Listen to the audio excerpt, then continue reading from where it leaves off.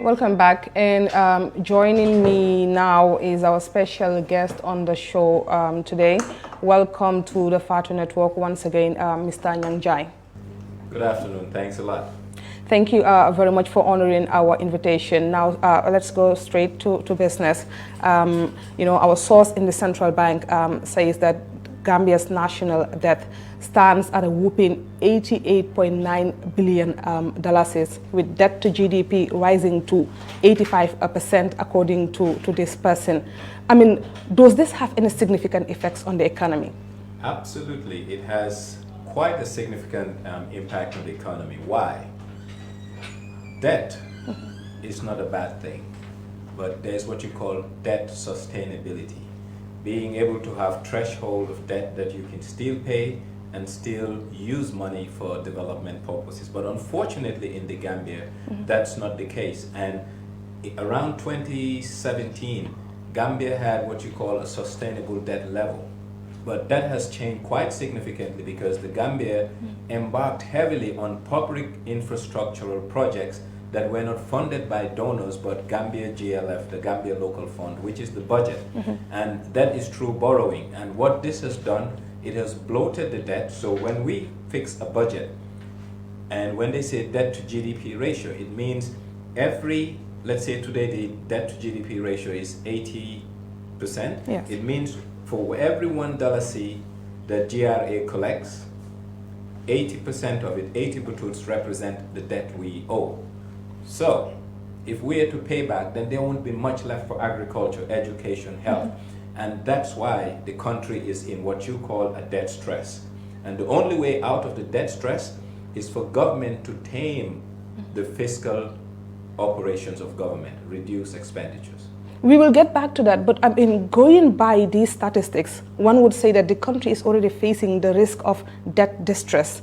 So my question is, in your expert opinion, what is the impact of debt distress on the economy of this country? Okay, if Gambia was a company, we would say that we are bankrupt. Why? Our total receivables are less than our total payables. So it means we are not a going concern if we were a private business. But unfortunately, countries don't fold. But we have seen what happened in Ghana less than a week ago. And even the IMF is trying to bail them out. Yeah.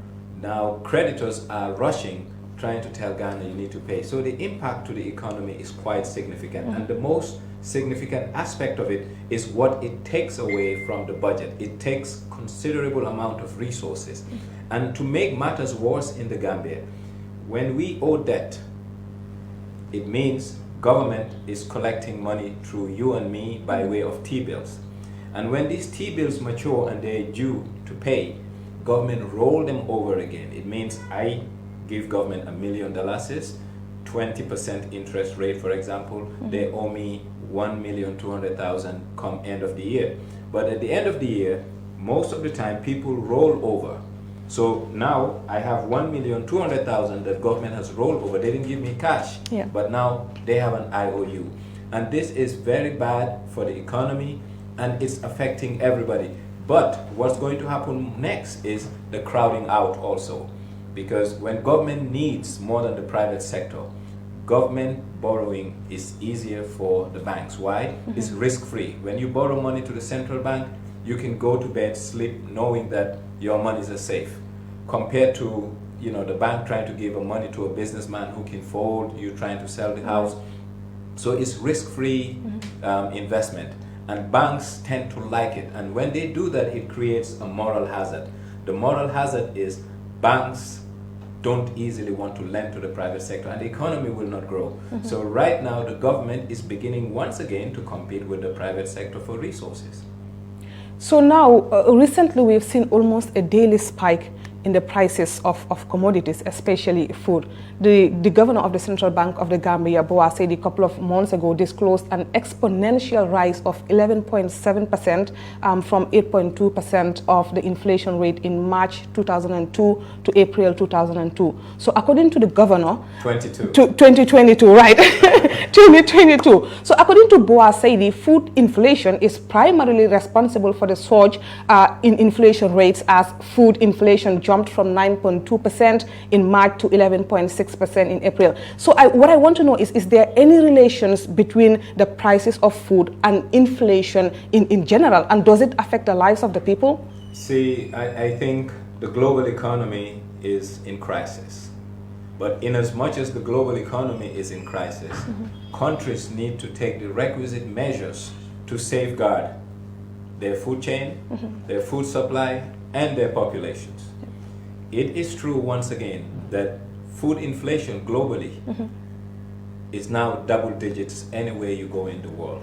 But the question we need to ask ourselves, what are we doing as a nation to solve this problem? And what do I mean by what are we doing?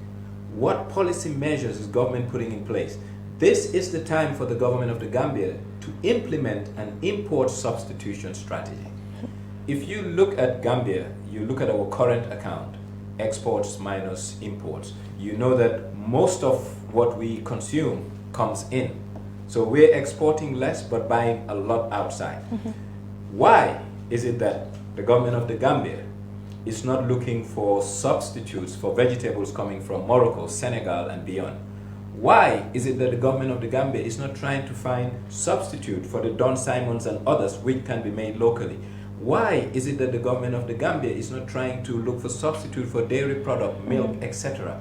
Why is it that the government of the Gambia is not trying to look for one of our major items, flour and rice, but particularly rice coming from Southeast Asia? Why is it that the government of the Gambia is not trying to promote an import substitution strategy for rice? Once we do that, the Gambian economy will somehow be insulated from external factors, i.e. the supply chain, i.e. freight, i.e. commodity pricing internationally. So if we grow more rice, the vulnerability of external shocks reduce. Once the vulnerability of external shocks reduces, price levels tend to stabilize. Once price level tends to stabilize, inflation is tamed. Now, going back to the debt crisis, because this seems like a looming problem for sub-Saharan Africa especially. And to me, I think that Africa's looming debt crisis cannot be discussed in the absence of what I like to call, quote, the China influence. Because in the past, most of the money owed was to the International Monetary Fund, IMF, and then the World Bank. So the fund, to some extent, I like to believe, had power to demand that these countries have prudent economic reforms as a condition for help. And then, but the China influence has risen, and dramatically, I would like to say, especially in the past couple of years.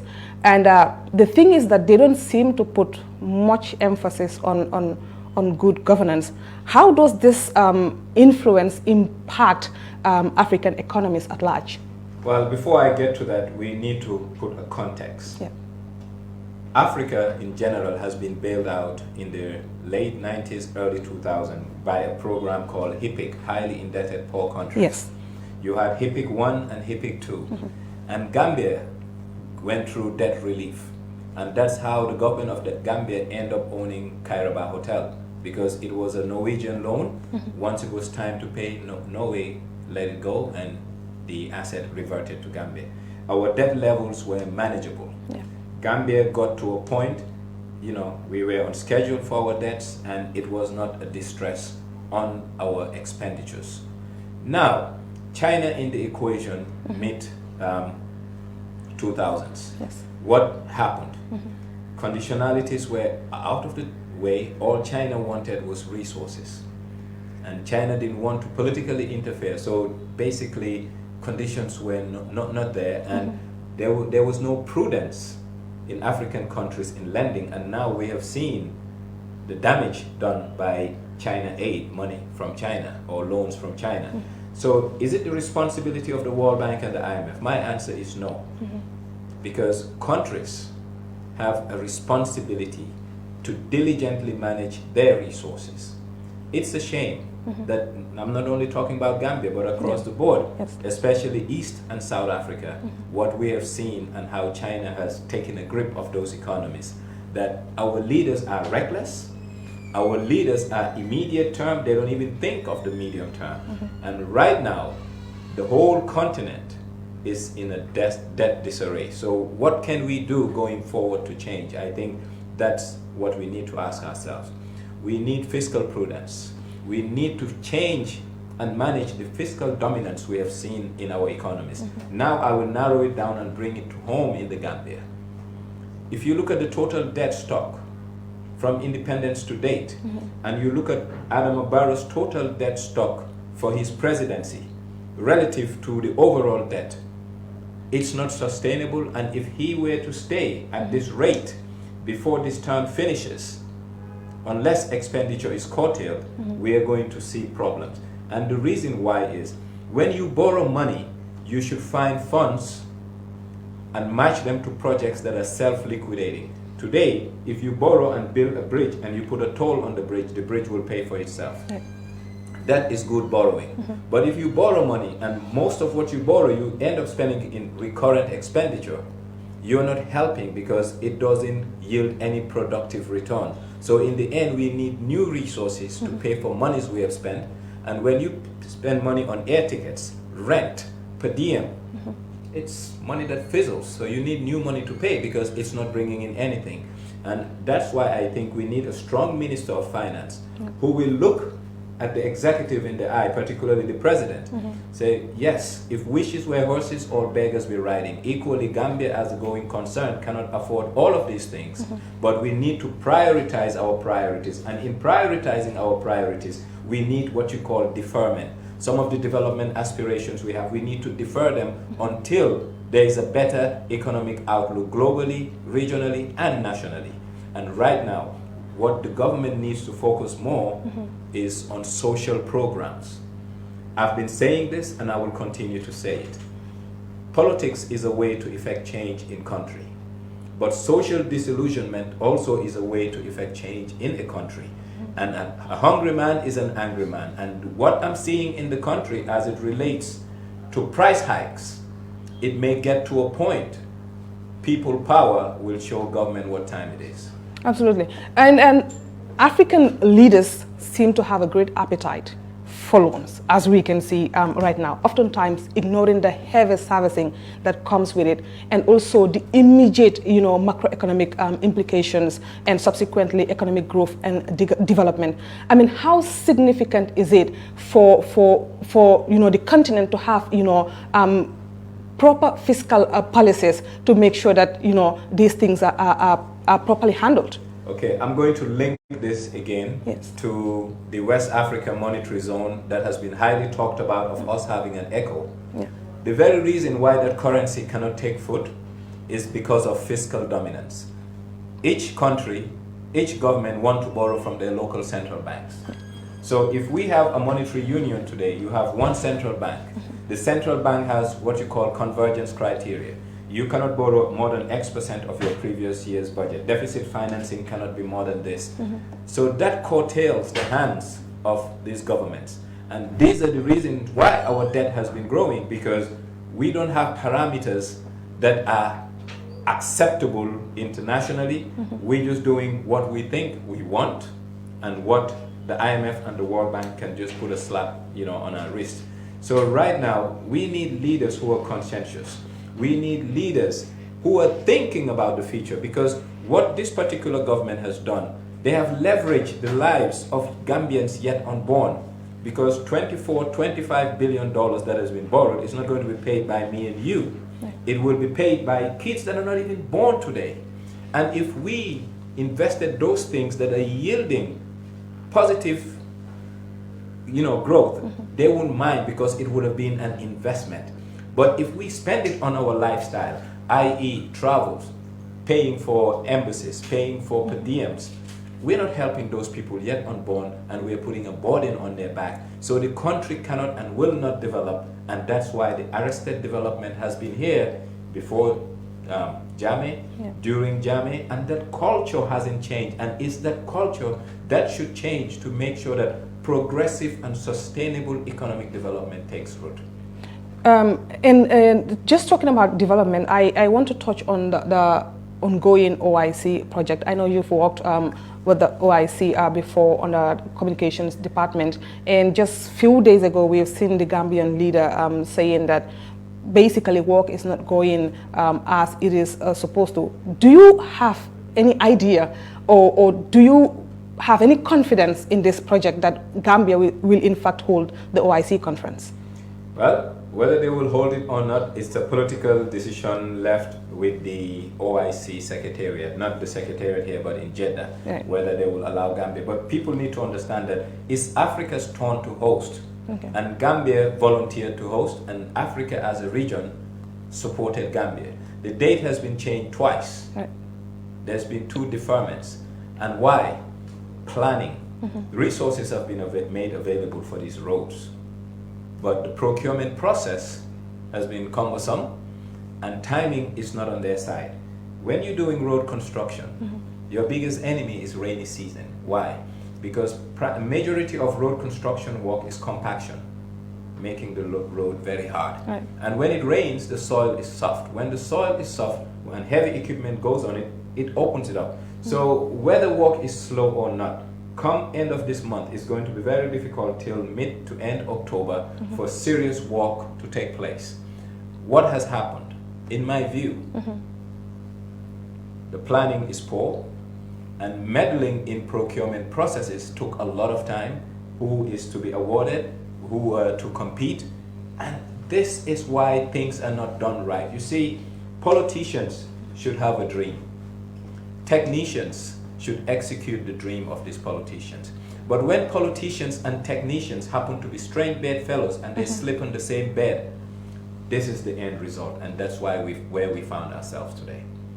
And finally, before I let you go, I don't want to go deep into this topic because clearly it's in the courts and I don't want to be held for contempt, obviously. But I just want to have your idea about Gambia's judicial system, because this case has been making headlines for the past week, and I see a lot of people on social media saying that the reason why it has gotten to where it is today is because of our messed up judicial system, some people say. What is your opinion on this entire process?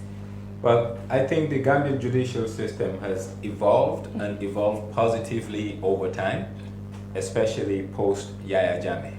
We have seen the Gambianization of the bench, which is good, yes, but that's not good enough. What we have seen also that me personally, Nyang Njie, I'm not happy with, is the disregard of court orders, i.e. Global Homes and the government, and also the custodian of the law in this country, the Attorney General's chambers, using ultra-vires means to address legal issues. When the court makes an order and you are aggrieved, you go back to the court. You don't circumvent the court. And the AG should be the champion. That office should be the champion of law and order. And that office has really put court orders aside, circumvented by trying to get a cancellation of a lease, whereby they could have gone to the courts and say, we're not happy with the ruling you have made. On this particular case, I think it's been messy. Why? Globally, it's not acceptable that a case has been adjourned over 30 times. Yeah. A magistrate didn't appear. People have the right, the country has a right to remand people. But also we need to expedite, because justice delayed is justice denied. And what happened for the case, the period this case has taken, is a travesty of justice. But everyone involved in this case is a victim. The child, right now, I would have expected social welfare to be involved. Not a single word from them. Call the police and say, open an investigation, because the welfare of a child has been compromised. Equally, anyone who is accusing someone of rape, I will give you the benefit of the doubt that you are a victim. But in as much as you are a victim, the person that is accused should be accorded dignity, because the presumption of innocence is the foundation of our law. And today, basically, the innocent is the one who should prove that I'm innocent. And that's not how our law works. And if you look at the symbols of justice, Lady Justice happens to have a veil on over his head, overlooking the scales, and it's blind. So justice should be blind. And what has happened, not recently, but over this period, it's just questionable whether justice will be served. Thank you very much, Nyang, for coming through It's to a the Fatu pleasure. Network. Thanks a lot. Thank you very much. That will be the end of the show. Do join us tomorrow if you can. Thank you very much for watching and have a good day.